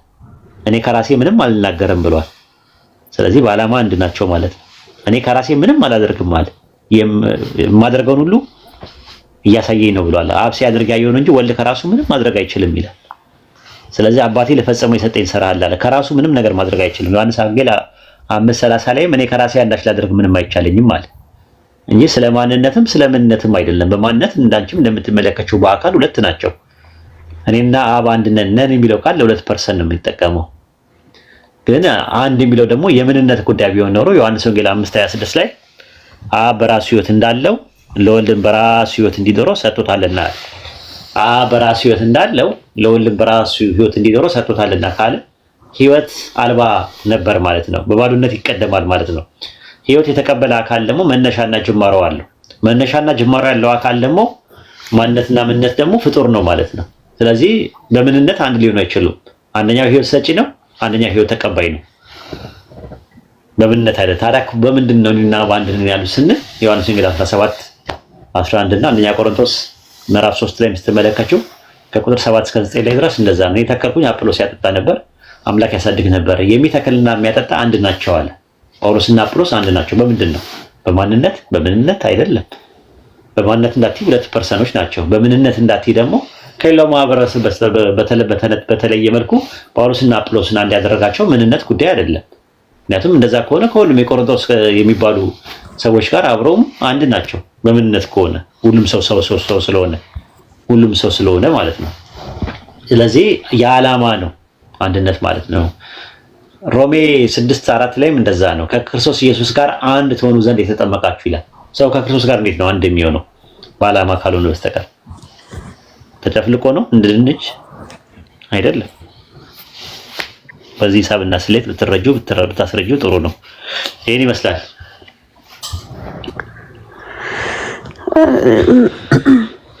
አመሰግናለሁ። ግን እንትን አሁን በነቢያት ዘንድ ራሱ ይህን ያክል የኢየሱስ መምጣትና መወለድ ለምንድን ነው የተነገረው?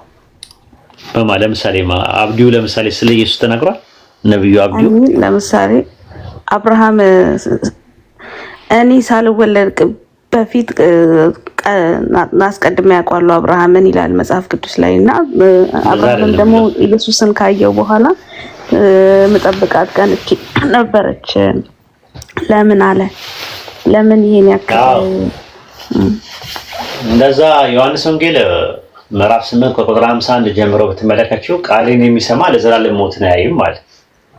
እነሱ ግን ሞት የሚለውን ነገር የተረዱት አካላዊ ሞት ነው ይመስላቸው እና በእውኑ አንተ ከአባታችን ከእንትና ሁሉም ነቢያትስ ሞቱ፣ እንዴት አንተ ሞትን አያይም ትላለህ ብለው አሉት። እሱ ስለ አካላዊ ሞት አብርሃም ሞተ፣ ሁሉም ሞተዋል፣ እንዴት ነው አንተ ለዘላለም ሞትን አያይም ማለት? እሱ ለዘላለም ሞትን አያይም የሚለው ሁለተኛ ሞት የሚባል አለ። ራዕይ 21:7 ላይ ገሃነም ሁለተኛ ሞት ነው ተብሎ ተቀምጧል። ስለዛ ነው የሚያወራው። እነሱ ግን የመሰላቸው አካላዊ ሞት ስለመሰላቸው አልገባቸውም። ከዛ ቀጠልና አብርሃም ሞተ ምናምን ነገር ሲሉት አባታቸው አብርሃም ቀኔን ያይ ዘንድ ሐሴት አደረገ፣ አየም ደስም አለው አሉት። ከዛ አሁንም ማየት የሚለው የተረዱት እነሱ ቃል በቃል ስለሆነ በእውኑ አንተ አብርሃምን አይተሃልን ሲሉት እውነት እውነት እላችኋለሁ አብርሃም ሳይወለድ እኔ ያለው አላቸው። አሁንም እኔ ያለው የሚለው ነገር ቢቀጥሉ ቢያወሩ አካላዊ አይደለም፣ ስለ አካላዊ አይደለም። ምክንያቱም መታየት የሚለው ሞት የሚለውን እንትን አይደለም፣ ቀጥታ አይደለም የወሰደው ኢየሱስ ራሱ ማለት ነው።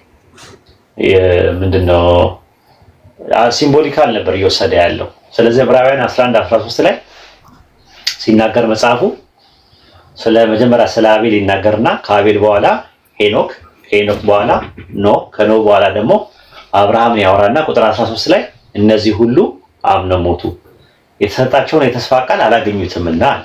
የተስፋ ቃል ማን ነው? ያ መሲሁ ነው።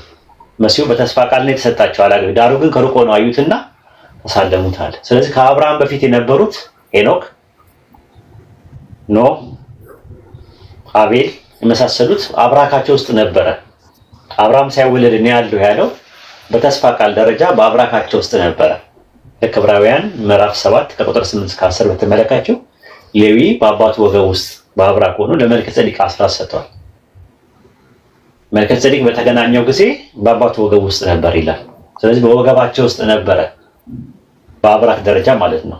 ራሱ ማለት ከጥንት ጀምሮ መሲሁን ይጠብቁት ነበረ ብሎ ነው ያስቀመጠው መጽሐፉ ማለት ነው። ስለዚህ በኋላ ላይ ገላትያ 3:13 ላይ ለአብርሃምና ለዘሩ የተስፋ ቃል ተነገረ። ስለ ብዙዎች እንደሚናገር ለዘሮች አይልም፣ ስለ አንድ እንደሚነገር ግን ለዘር ይላል፣ እሱም ክርስቶስ ነው ይላል። ብዙ ቦታ ላይ ሐዋርያት ሥራ 13:23 ላይም እንደዛ ነው። ከዚህ ሰው ዘር ማለትም ከዳዊት ዘር አምላክነት ተስፋ ቃሉ ለእስራኤል መድኃኒት ኢየሱስን አመጣል።